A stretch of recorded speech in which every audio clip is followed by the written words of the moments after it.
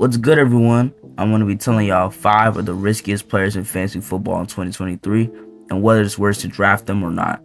Without further ado, let's get into it. Number 1, Lamar Jackson. Now, we all know how good of a quarterback prime Lamar Jackson is, but is he already a shell of his former self? The star QB has missed 10 games over the last 2 years, has had interception woes, finishing second in interception rate in 2021, and low passing touchdowns, only averaging 1.4 passing touchdowns per game, way down from his best season in 2019 with 2.4 passing touchdowns per game. However, Lamar is worth taking a shot on because of his change in the offensive system, moving to a more pass-heavy offensive scheme in Todd Monken, where he will excel in areas Greg Roman failed, a revamped wide receiver core, and we all know how talented Lamar can be on the ground. He could pay off big time. However, there's some concerning red flags. Number 2, Kyle Pitts. This should not come as a surprise to many.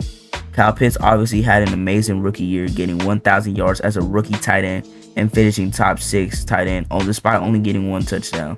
However, last year he took a big step back in pretty much every statistical category except touchdowns. He also got hurt last year and had an abysmal catch percentage in 47.5%, worse in the league by a tight end.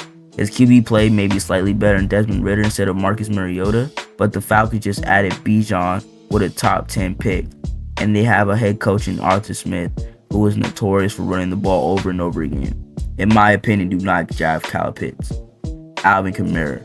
Alvin Kamara is going to be a risky player, yes, for another season. It is getting increasingly likely that he will not get suspended, which is ideal. However, the Saints added a touchdown machine in Jamal Williams, and they also added Kendrick Miller. Not only that, Kamara has been on a straight decline for the last 2 years. Kamara has declined in fantasy points per game, carries, touchdowns, and target share. Kamara is slowly getting a smaller and smaller role in this offense, and the offense never really was that good to begin with.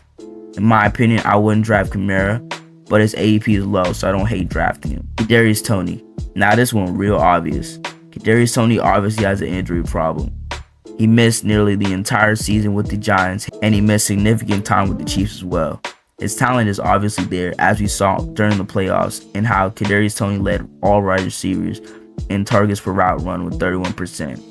He is also projected to be top of the depth chart in Kansas City. I personally still wouldn't draft Kadarius Toney, especially coming off the fact that he's coming off of surgery before the year, but I don't hate the selection because of his crazy high upside. Number 5, Christian Watson.